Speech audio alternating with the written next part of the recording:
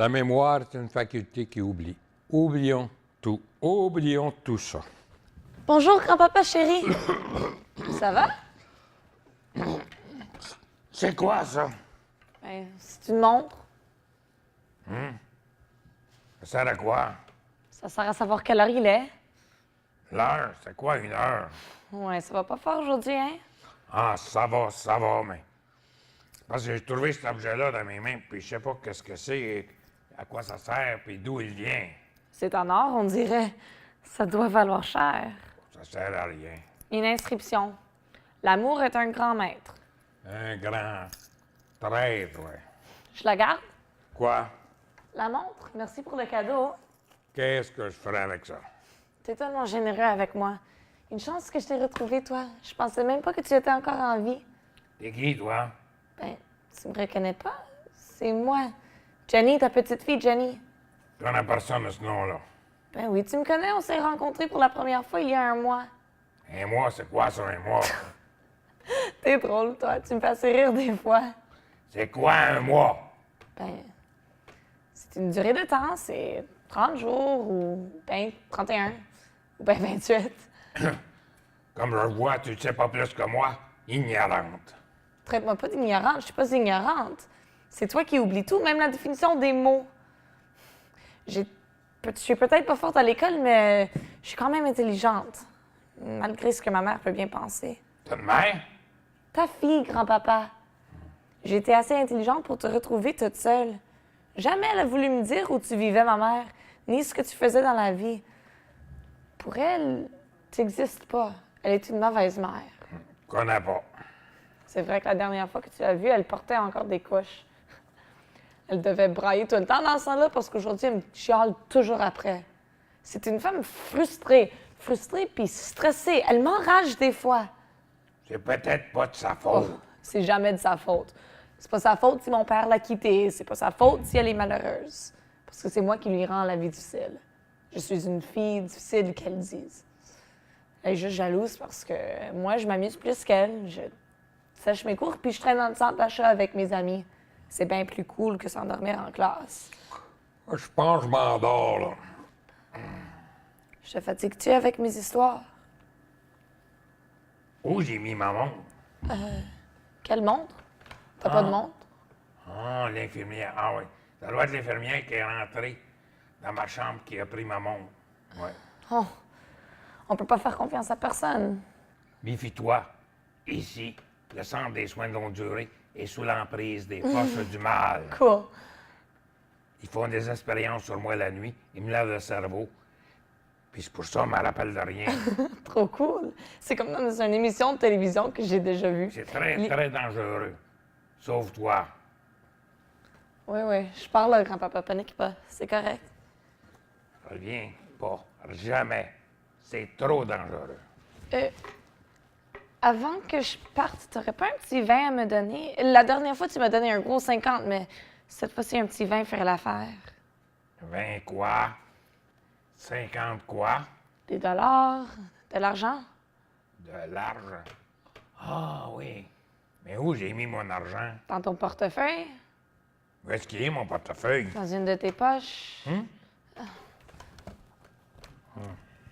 Monsieur Potvin, vous avez de la visite? Je partais justement. Non, pas. Laisse-moi pas tout seul avec l'infirmière. Voyons donc, je suis pas l'infirmière.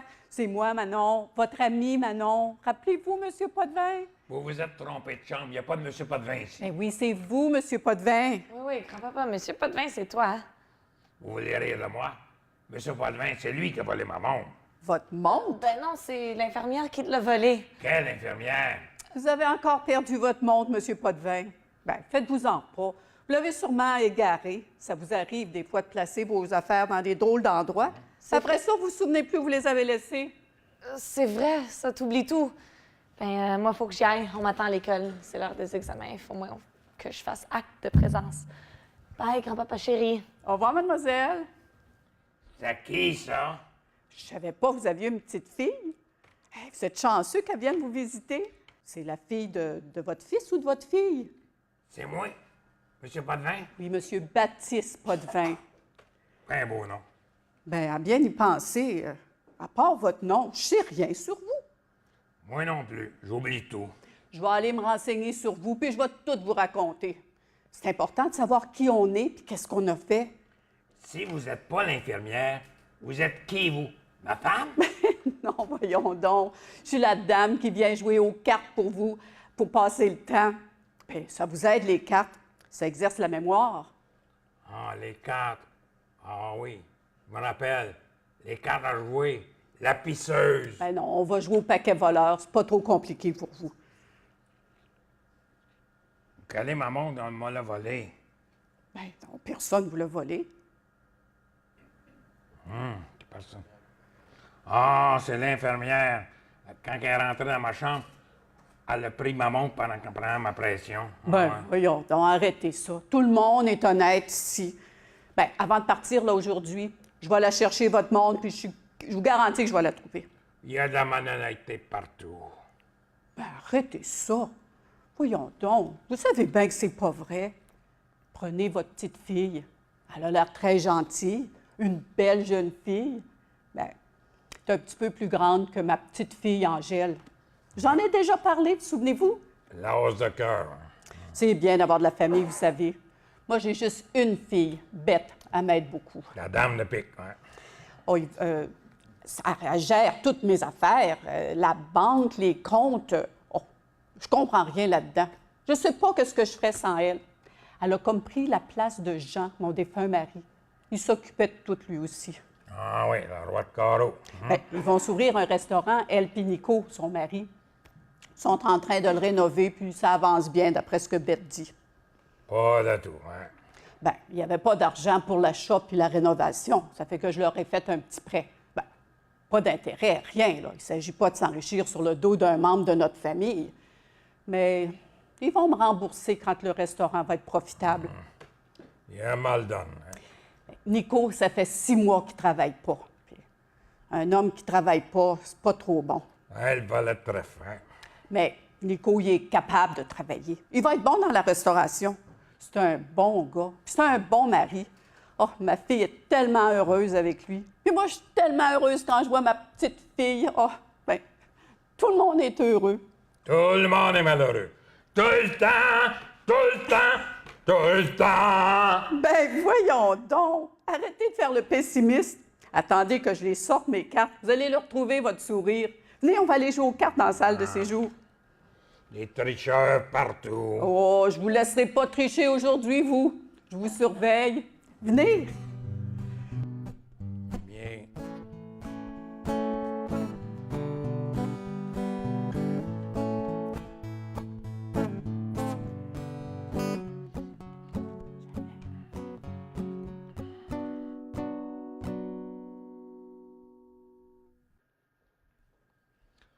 Ah, c'est vous, docteur Monet. Quel bon vent vous amène? Bonjour, Baptiste. Comment allez-vous aujourd'hui? Assez bien. Le temps passe, puis je passe avec lui. J'ai remarqué que vous avez reçu la visite de votre petite fille hier. Je la connais même pas, cette jeune-là. Je sais pas d'où elle sort. Elle est la fille de votre fille. Pas de fille. Mais oui, souvenez-vous. Ah, je me souviens. J'ai beau jouer à celui qui n'a pas toute sa tête, mais je me rappelle de tout. Mais pas d'une fille. Juste d'un bébé qui pleure dans les bras de sa mère quand je les ai quittés il y a 40 ans de ça. Ni vu ni connu depuis. Je suis pas plus le grand-père de ce petit effronté-là que je suis le père de sa mère. Vous lui avez parlé franchement, sans jouer la comédie à votre petite fille? Ça m'amuse trop de la voir sur son vrai jour. Une petite canaille. Face aux faibles et aux confus, les gens révèlent toujours leur véritable nature. Il faudra bientôt un jour cesser ce jeu. Vous avez là une belle occasion de renouer avec votre famille. Je suis seul, docteur Monet. Seul, sans famille, sans fille, sans petite fille. Puis dites donc à cette petite friponne-là de venir me voir. J'ai plus rien à y donner. D'accord. Je préviendrai la réception. Mais Baptiste, j'ai une mauvaise nouvelle à vous annoncer. Votre chambre. Quoi, ma chambre? Vous n'êtes pas vraiment malade. Ça fait 15 ans que j'habite ici, je suis malade. Baptiste, je ne peux plus défendre votre place ici. Vous le pouvez, vous le devez. Des personnes vraiment malades ont besoin de cette chambre. Personne n'est plus malade que moi. Vous pourriez aller rester chez votre fille? Êtes-vous sourd ou quoi? Je la connais pas. Je pourrais entreprendre des démarches auprès d'elle, lui expliquer votre situation. Elle comprendra. Si la mère est comme la fille, je ne veux même pas la rencontrer. C'est chez moi ici, j'y reste. La direction considère que votre état est assez stable. Elle voudrait vous déplacer. Si vous ne voulez pas aller rester chez votre fille, vous risquez d'être transféré dans un autre établissement. Je suis bien ici. Vous jouez la comédie. C'est pas très sain. Vous êtes ni Argan ni Algès. Vous n'êtes pas un personnage d'une pièce de Molière. Le temps est venu de faire face à la réalité. J'ai 75 ans. Je suis trop vieux pour changer. Baptiste, il n'est jamais trop tard pour changer. Laissez-moi continuer à jouer au malade imaginaire que je suis. Ça peut plus se faire ici. Ça doit continuer ici. Si je quitte la chambre, je dois être malade. Il y a votre fille. Pas de fille. Entre la vérité et le mensonge, vous choisissez toujours le mensonge. J'ai choisi jadis le masque de la maladie pour me protéger des mensonges de la vérité. Et depuis, ça m'a toujours bien servi. J'ai manqué à mes devoirs en acceptant de collaborer à votre imposture. Il est trop tard maintenant. Au début, je croyais que votre état dépressif durerait quelques mois, mais les mois sont vite devenus des années. Comme vous dérangez personne, j'ai accepté de jouer votre jeu, mais j'ai manqué de jugement. Aujourd'hui, il faut mettre un terme à tout ça. Qu'allons-nous faire, Baptiste? Monsieur Potvin, j'ai une bonne nouvelle pour vous. Bonjour, docteur. Je l'ai retrouvé. Je l'ai retrouvé! Vous surveillez, vous. Je vous laisse avec Manon. Nous reprendrons notre conversation plus Vous êtes tard. à l'œil. À plus tard, Baptiste. Au revoir, Manon. Au revoir, docteur. La voleuse, elle veut tout me prendre jusqu'à mon lit. Ben voyons donc, pas votre lit. Ça se vole pas un lit, c'est bien trop gros. Elle est capable de tout, même de me faire disparaître. Ben moi, je l'ai retrouvé. Maman, Votre fille. votre fille. Ben oui, la mère de votre petite fille. Elle Yep. s'appelle Louise. J'ai pas de fille. Elle est travailleuse sociale. J'ai pas de fille. Ben, je l'ai rencontrée. Elle a l'air bien aimable, gentille. J'ai pas de fille. Une belle personne. Au voleur, à l'aide, appelez la police. Ben voyons donc, il n'y a pas de voleur ici, c'est juste moi, Manon. On a volé ma montre, on a volé mon portefeuille, on veut tout m'apprendre. Ben non. Ils veulent prendre ma chambre, ils veulent prendre mon lit, ils veulent me tuer. Ben arrêtez ça, là, partez pas en peur. Voyons donc, personne vous veut du mal. C'est correct, vous êtes en sécurité ici. Tout le monde est méchant. Ben, pas moi. Je suis gentille avec vous.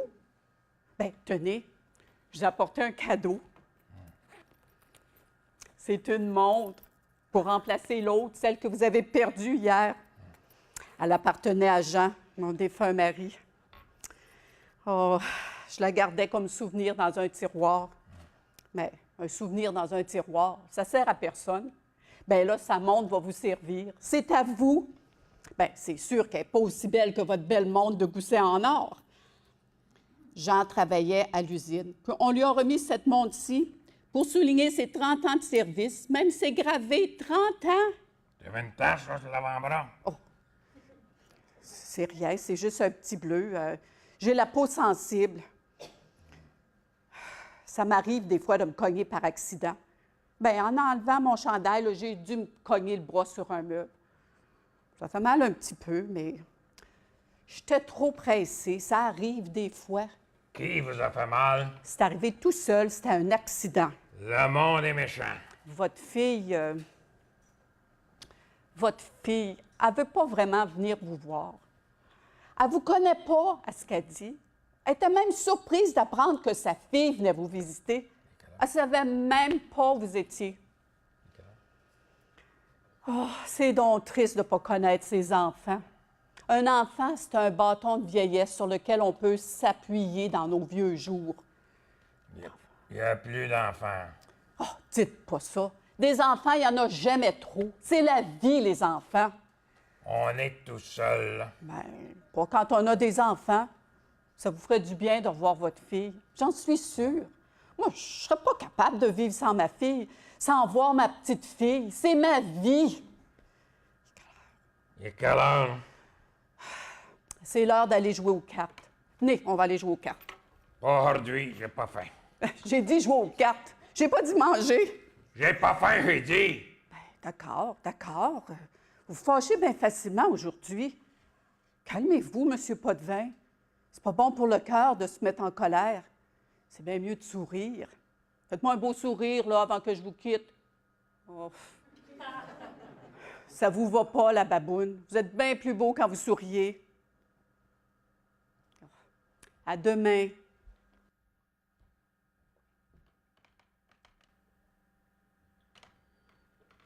« 30 ans. Quand j'avais 30 ans, j'étais heureux, vraiment heureux. Mon premier amour, premier, seul véritable amour, Armande, ma douce Armande. L'amour est un grand maître. Bah, trop de perversité règne au siècle où nous sommes, et je veux me tirer du commerce des hommes. Oui, Molière, je suis et resterai un misanthrope qui joue aux malades imaginaires.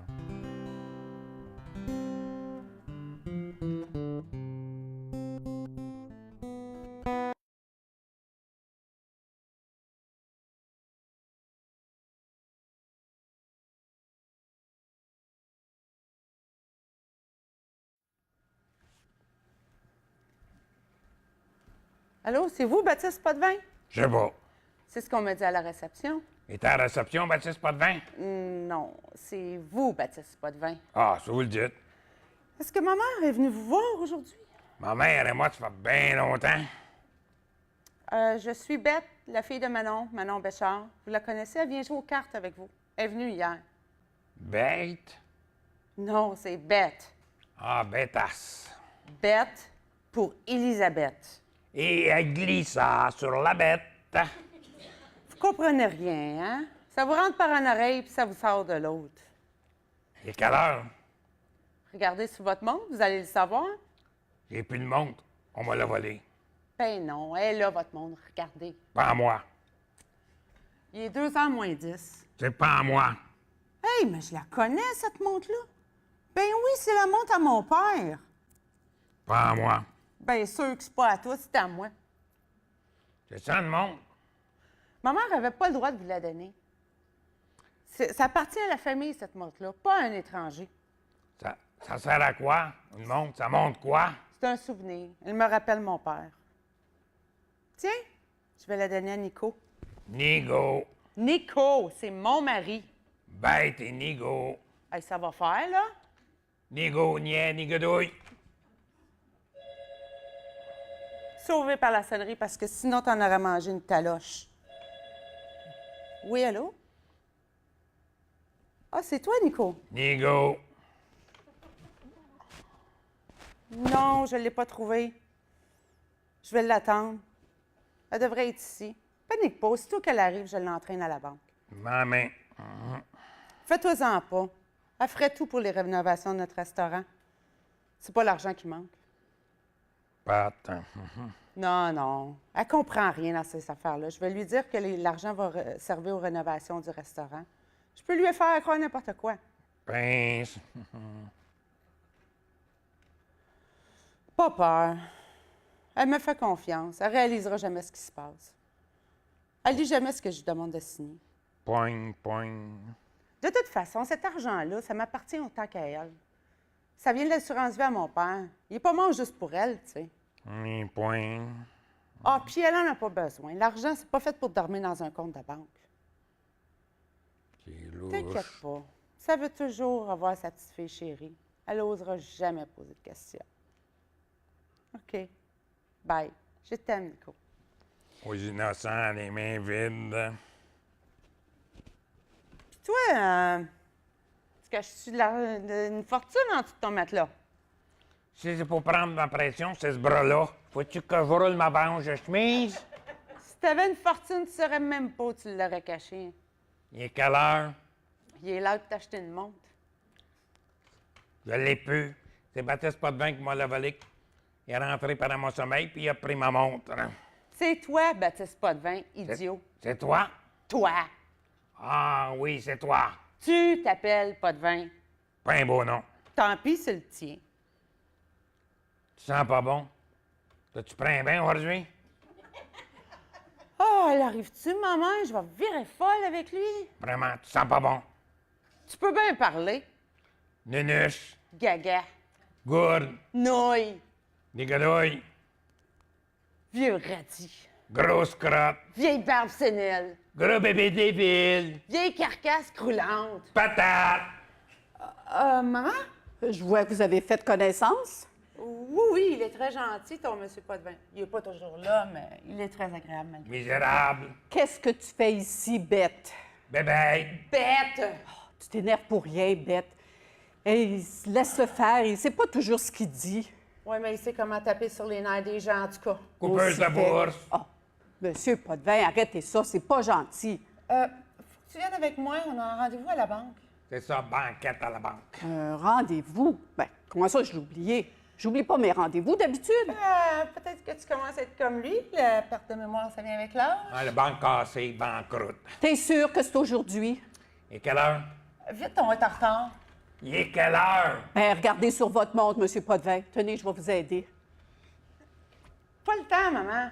Ça va prendre juste une minute. Ben, Monsieur Potvin, votre montre n'est pas à votre poignet. Où est-ce que vous l'avez mise? Maman. Il y a quelqu'un qui l'a volé. Accusez pas l'infirmière encore une fois. Ah, tout de suite, maman.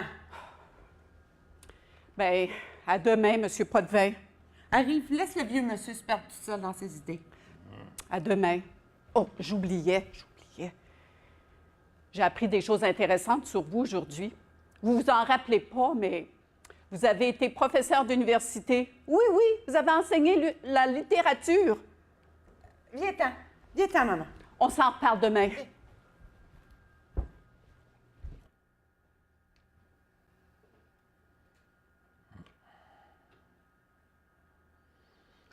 Pauvre Manon. Tu mérites pas une fille fourbe et méchante comme ça. Pauvre Manon.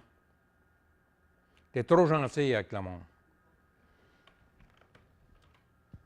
Puis toi, t'aurais pu dire quelque chose de cohérent. T'aurais dû lui dire que sa fille la fraude. Non. T'es un gros lâche, Baptiste Potvin. T'étais pas capable, non. T'es un gros mensonge toi-même, Baptiste Potvin. Ah, je suis seul, tout seul. Je dois rien à personne. Il faut oublier, tout oublier. Professeur de littérature, déblatérateur de mensonges plutôt. Ah, blablabla. Bah!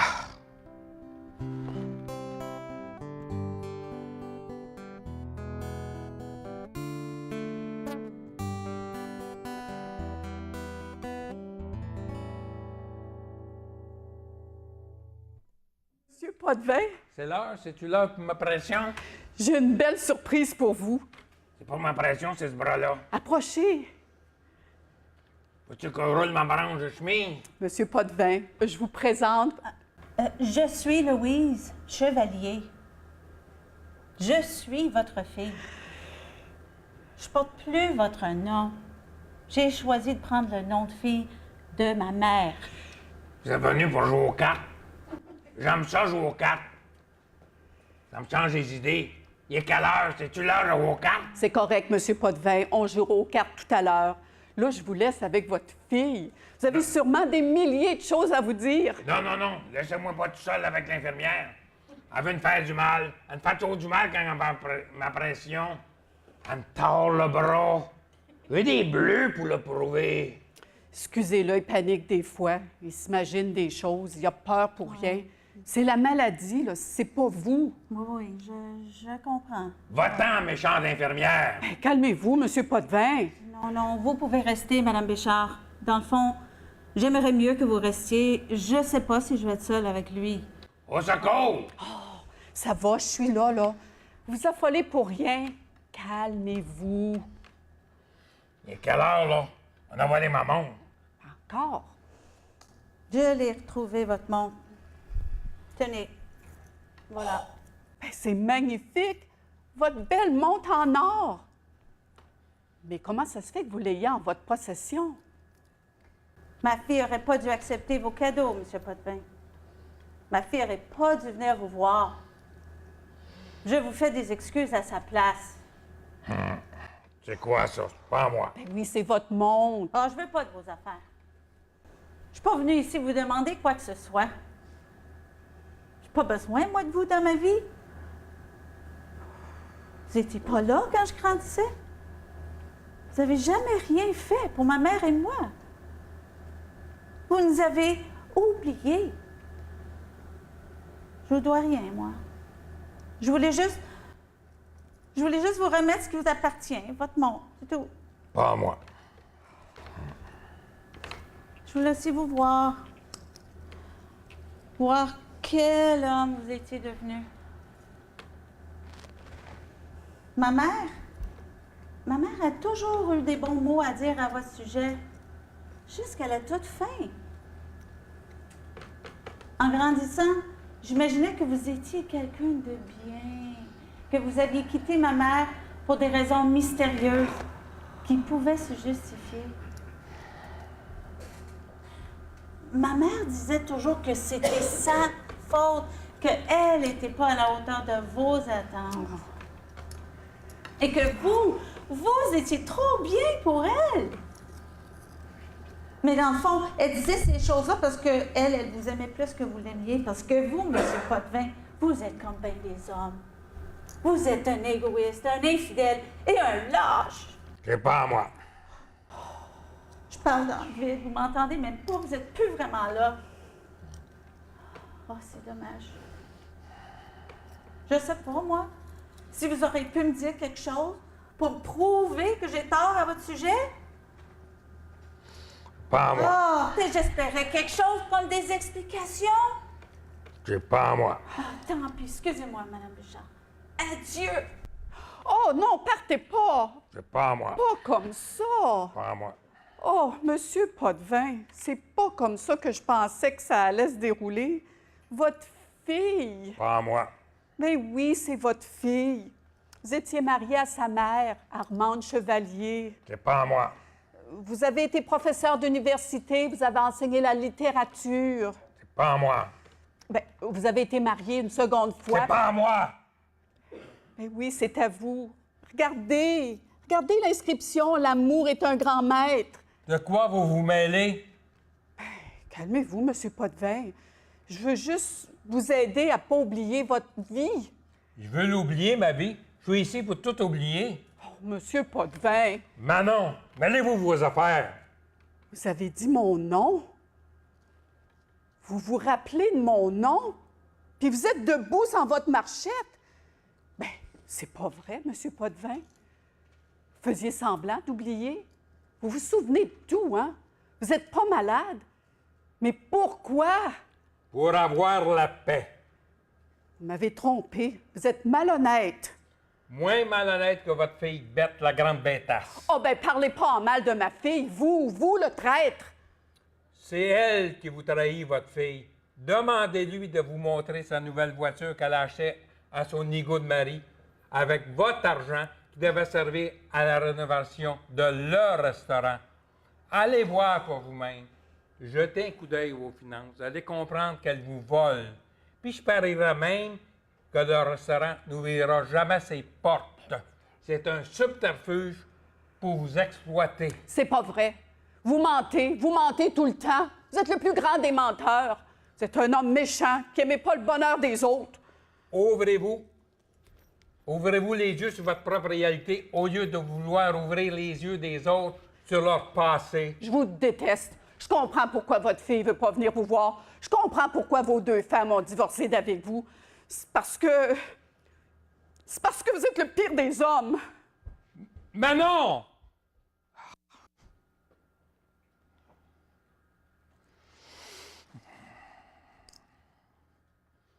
La citation complète est « Il le faut avouer, l'amour est un grand maître. Ce qu'on ne fut jamais, il nous enseigne à l'être. » C'est tiré de Molière, L'École des femmes, Acte 3, scène 4.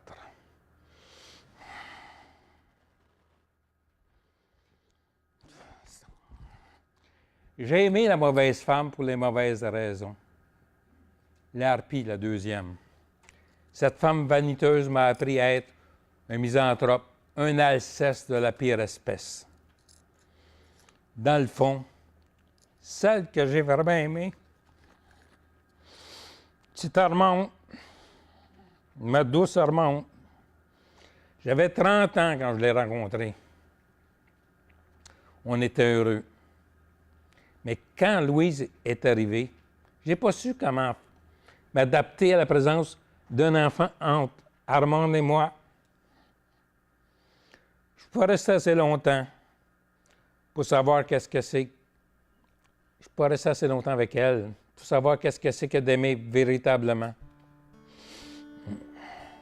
Un grand maître, il nous enseigne.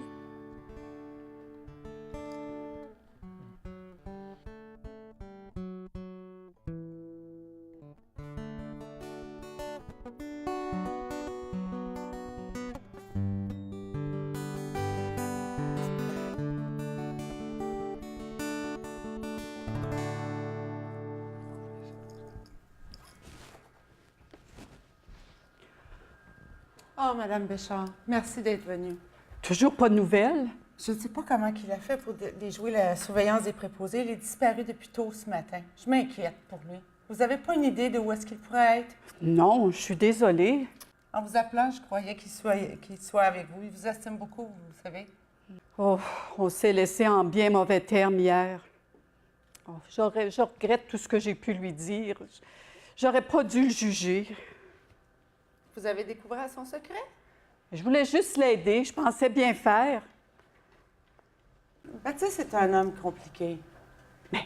Il a laissé sa montre derrière. Oui, c'est mauvais signe. Il avait cette montre depuis toujours. Je crois que c'était un cadeau de sa première femme.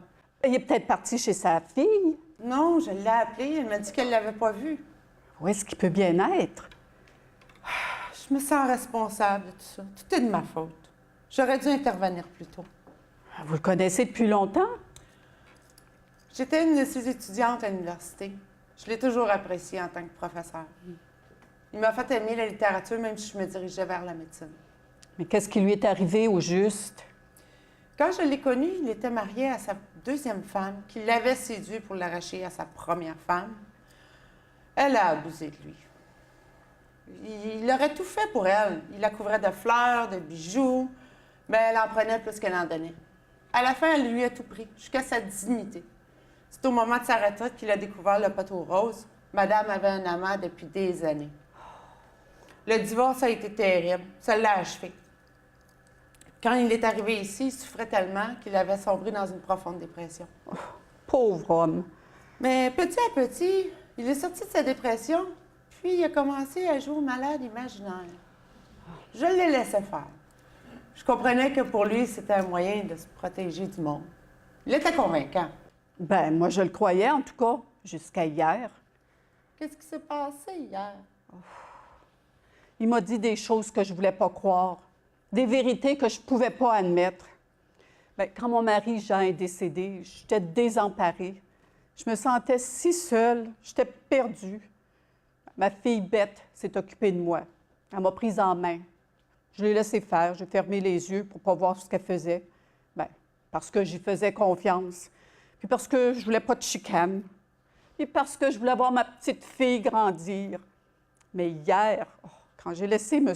Potvin, j'étais en colère. Alors, je me suis rendue chez ma fille pour en avoir le cœur net.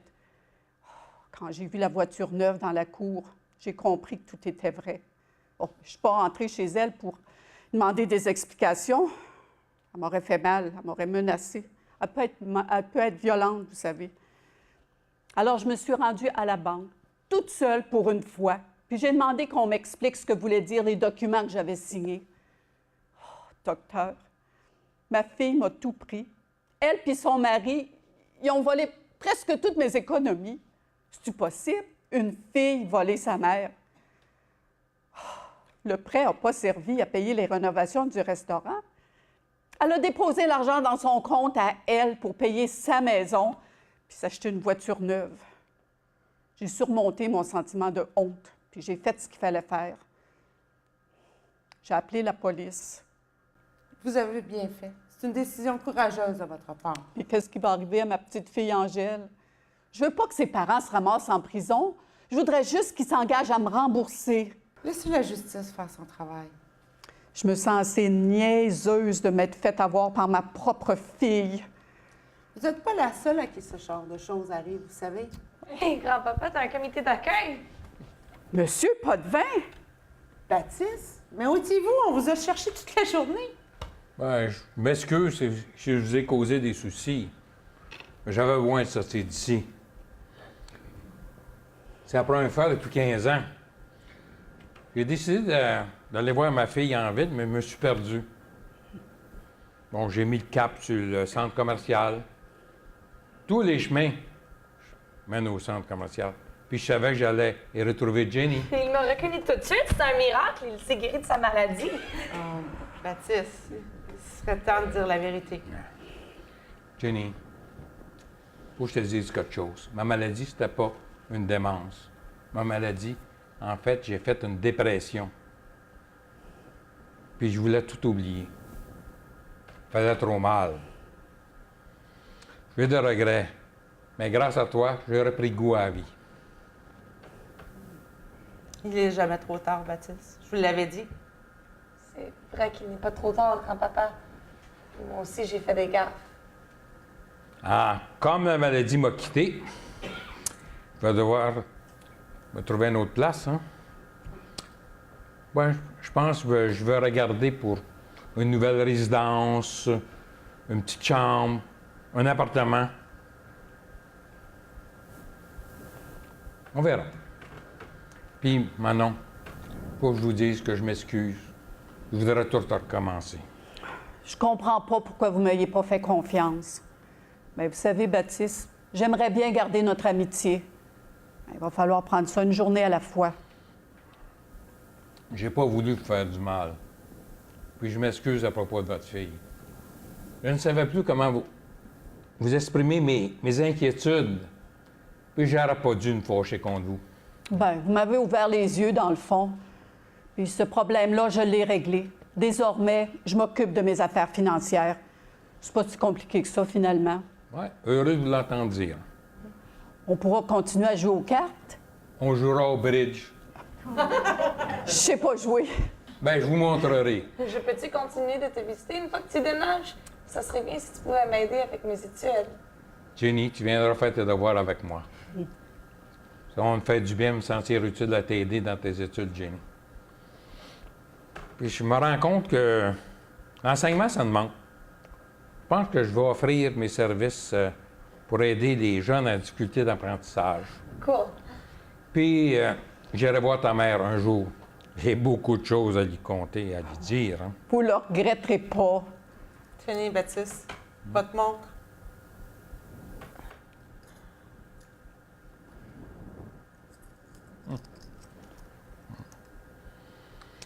Hein? C'est le temps de reprendre le temps perdu.